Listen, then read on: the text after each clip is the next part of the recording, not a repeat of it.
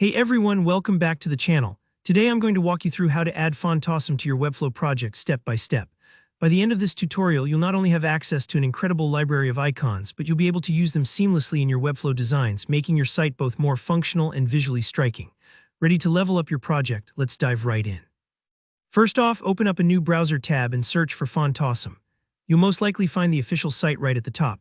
Now, at the time I'm recording this, Fontawesome 7 is the latest version, but just a heads up, depending on when you're watching, there might be a newer release. Always go with the most recent stable version you see, since that'll have the latest icons and features. Once you're on the Fontawesome website, keep an eye out for a button that says something like Start for Free. Go ahead and click that. After it loads, you'll want to locate the Download section. Here you'll see an option that says Download Free for Web. Make sure to pick the free version. It gives you plenty of great icons without any cost. Click that download button and Fontawesome will start downloading as a zip file onto your computer. Okay, once the download is complete, let's find that file in your Downloads folder or wherever your browser saves files. It'll be a zip file, so you'll need to extract it. Right-click and select Extract here or whatever extraction tool you like to use. This part can take a moment, especially if you're on an older computer, so don't worry if you need to wait a few seconds. Inside the extracted folder, look for a subfolder called Web Fonts.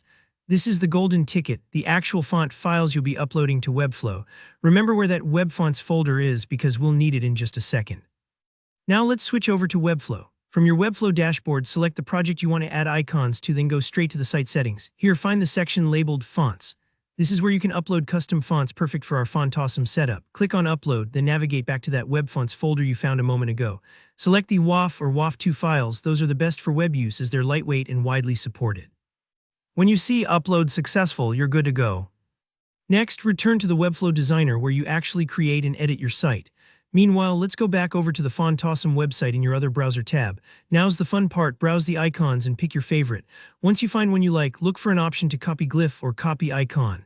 This basically copies the icon character itself. Heading back to Webflow Designer, insert a text element wherever you'd like your icon to appear. A heading, a paragraph, a button, anything works. Now simply paste the glyph you copied into that text element. At first, it might just look like a generic character, but don't worry. You'll need to specify the Fontawesome font in the typography section for that text. Go to the font dropdown, scroll through your uploaded custom fonts and select Fontawesome. And just like that, your icon comes to life right where you want it. And that's it, you've just added Fontawesome to Webflow and are ready to use any of their awesome icons wherever you need. If you ran into any issues, don't stress.